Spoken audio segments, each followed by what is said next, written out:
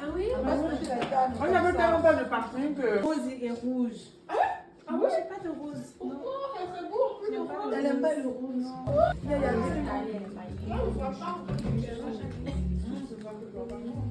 Je suis italien maintenant, je vais juste commencer à Coligiero. Coligiero. J'ai juste mis quels ont été tes meilleurs moments, mais ça fait qu'est-ce qui t'a rendu plus fier, qu'est-ce qui t'a vraiment inspiré. Ça peut être genre un moment que tu as vraiment... Personne. J'arrive pas vraiment à me faire des amis, à avoir une groupe et tout ça. Et comme ça m'attristait vraiment. Puis j'arrive toujours pas parce que je sais pas pourquoi. Mais je me sens beaucoup mieux à propos de ça. Puis aussi, je manque de la confiance en moi. De savoir c'est par où mon chemin. Mais maintenant, vu que j'ai une société, je me sens quand même beaucoup mieux qu'avant. À croire à Dieu parce que tu peux mourir à n'importe quelle seconde. Tu peux mourir en n'importe quelle seconde, ça va être le jour du jugement. Donc, c'est basé sur la peur dans ce sens-là, à moins vite, vite, vite. Il n'y a pas de temps à perdre. Elle ne veut pas faire une action par peur. Mais en fait, c'est pas... C'est le sens de l'urgence. C'est le sens de l'urgence, c'est ce que j'allais dire. Ce n'est pas nécessairement la peur, parce que tu sais, il y a une différence. Exactement, ce sont nos choix. C'est la façon dont juste nos cœurs sont. Et l'intention de Dieu, c'est toujours de te faire réaliser que c'est urgent que tu prennes conscience comme l'état de ton cœur. Où est-ce que tu t'en vas? Parce que comme, je vais pas dire que c'est bizarre, mais genre, le jour du dernier jugement, on dirait que ça va faire des ruines, il y aurait du feu partout et ça va être comme l'enfer sur terre. Ouais. C'est pour ça que je dis souvent qu'il faut s'assurer d'être sauvé à la première venue de Christ et non pas au second. Parce que si tu te dis, bon, on va avoir la ruine, c'est que en fait, ça c'est dans la seconde venue de Christ. Lui, il nous laisse une promesse ou une espérance, c'est qu'il va venir nous chercher. Mais j'ai pas envie qu'une voiture m'écrase comme ça ou l'avion tombe ou... Mais ça, personne ne peut le contrôler. Tu peux pas contrôler, en fait, tu n'es pas au contrôle de ta vie. Tu peux pas contrôler, même, c'est pas question, tu peux même, là tu vas même loin, avion, voiture, tu peux être en train de dormir, tu te réveilles pas le matin. Tu manges la banane, ça c'est quoi ceci? Voilà. Tu peux pas.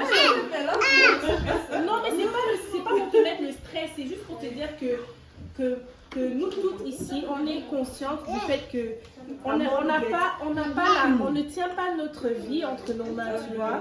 C'est Dieu qui tient notre vie entre ses mains. Et une fois que tu as mis ta vie entre les mains de Dieu, le reste, tu n'as plus à te soucier. Tu ne vas pas avoir ce sentiment de peur, de crainte. Ça va partir parce que tu sais que tu as mis ta vie entre les mains de Dieu. Et c'est lui qui gère, et peu importe ce qui arrive, ben, tu sais que tu es en sécurité en fait. Tu sais qu'il est là. Tu vois? Moi, c'est difficile de croire ça parce que comme... Qui prouve ça? Genre, j'essaye à la Bible et tout ça, mais tu vois qu'est-ce que je veux dire? Mais en fait, c'est là où ton expérience, c'est là où peut-être avoir un objectif spirituel, se rapprocher de Dieu. Parce que quand tu te connectes à Dieu, parce que la religion, ça te dit juste fais ça, fais ça, fais ça, fais ça. Et ça te donne juste des règles et après on te dit quand tu vas faire X, ça, c'est là que tu vas être sauvé. Mais la relation avec Dieu, c'est là où tu vas entendre la part de Dieu, tu vas être connecté avec Dieu. Tu vas avoir ta relation personnelle avec Dieu. Dieu devient ton ami. On comprend, tout le monde ici comprend que la mort c'est un phénomène normal. Et ok, oui je sais, on fait attention. Mais tu sais, personne ne vit comme genre...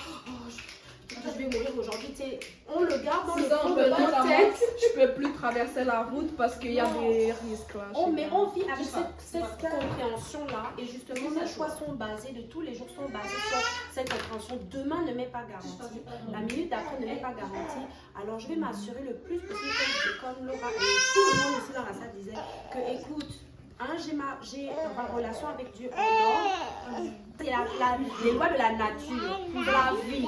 C'est comme ça.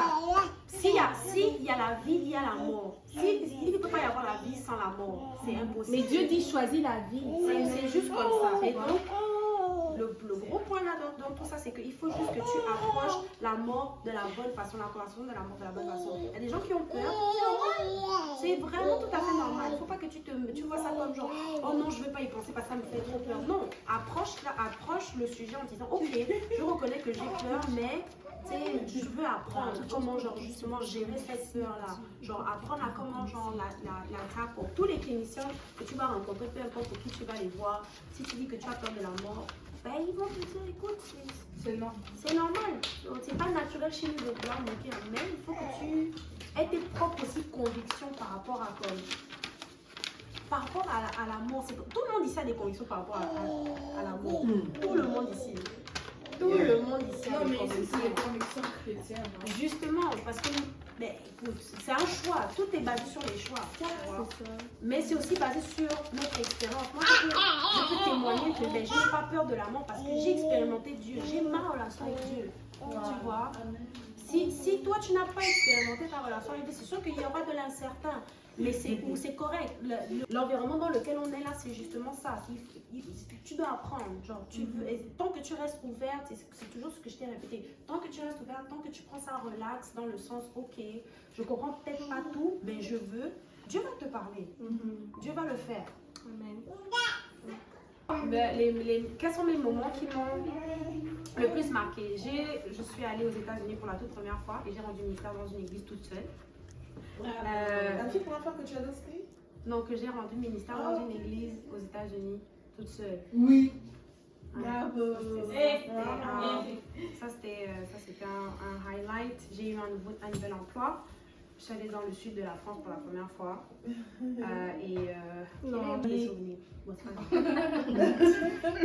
Et aussi, j'ai chanté avec Ilha. On a chanté aux États-Unis aussi avec c'est dans des trucs aussi.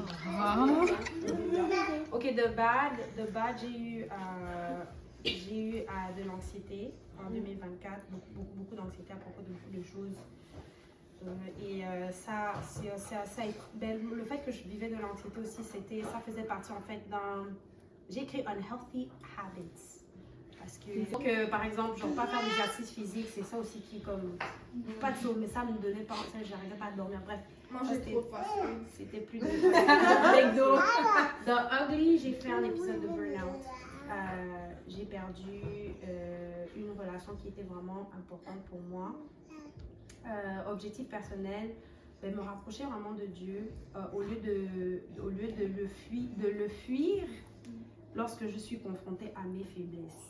Wow. Parce que quand je fais face à mes faiblesses, j'ai tendance à juste être comme ciao, bye.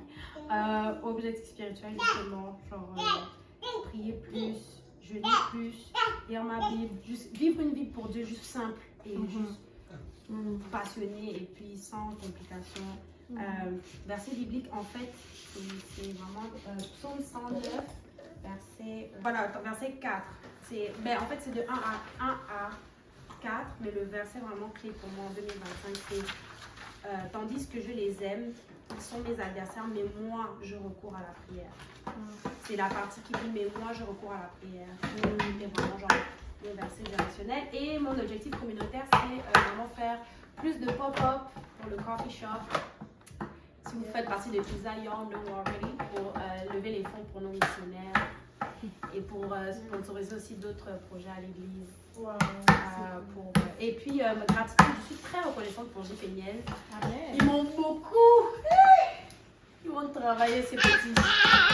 Mais je suis reconnaissante quand même pour JP Miel, pour le leadership du frère David, du pasteur Dario. Vraiment, genre, ça m'a beaucoup impacté. Et à travers JPNIEL, en fait, à plusieurs des services JPNIEL auxquels j'avais même pas envie d'aller, Dieu m'a vraiment, Dieu m'a restauré, Dieu m'a touché d'une façon que genre, il m'a pas touché quand j'allais par exemple à l'église le dimanche. Compliqué. C'est un petit peu, beaucoup compliqué même. J'ai eu beaucoup de décès cette année, d'innombrables décès. J'ai eu beaucoup de rejets de ma famille, donc c'est assez compliqué. Mais ce que j'ai appris par cette église, c'est que quand les gens y vivent, en fait, faut les aimer tant qu'ils vivent, tant qu'ils vivent, s'il faut dire que je t'aime, tu dis je t'aime. S'il faut faire un hug, tu fais un hug. Voilà. Et ça suit en fait tout le reste de ce que je vais dire. Ah oui, aussi pour la gratitude, je rejoins aussi Maureen. Je remercie Dieu pour voir comment plutôt les jeunes femmes de l'église progressent dans le bon. C'est très très bien, continuez toujours. Objectif personnel, c'est plus m'aimer, plus aimer les gens, plus aimer Dieu. Objectif spirituel, c'est prier de plus en plus et être de plus en plus focus sur la voie de Dieu. Le verset biblique, ne crains rien, je suis avec toi. Et objectif communautaire, je réfléchis toujours.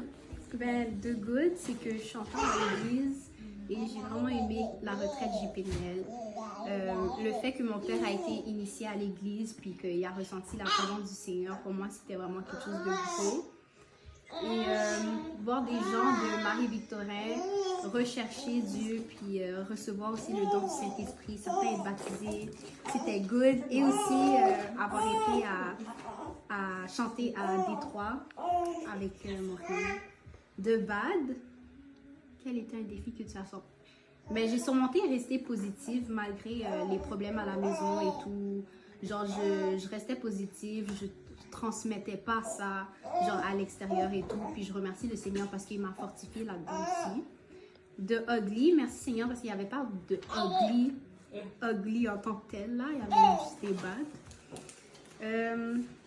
Gratitude, c'est la fidélité de Dieu. Juste la fidélité du Seigneur Jésus. Merci pour ça. Sinon, j'ai pas écrit là, mais je suis vraiment grateful pour les gens que le Seigneur a placés autour de moi dans ma vie.